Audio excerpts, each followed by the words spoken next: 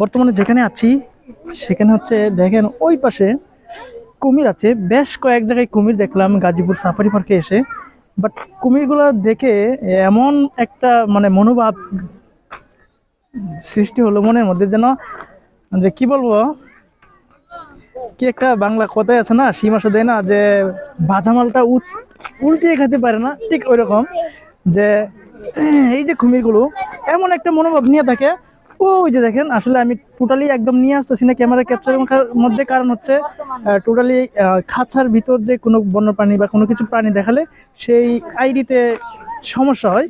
তো আমি শুধু এটুকু বলতে চাই, যারা কুমির দেখেছেন গাজীপুর সাফারি পার্কে এসে, দেখবেন এগুলো শুধুমাত্র মানে কিছুই বুঝে না।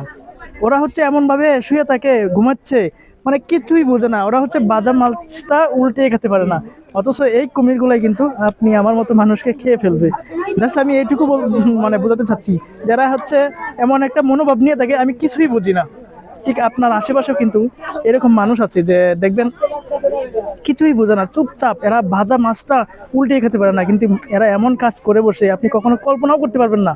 এবং আপনার আশেপাশে, আমার আশেপাশে কিন্তু এরকম মানুষ ঘুরতেছে। সো এগুলো মানুষ থেকে আপনি দূরে থাকবেন।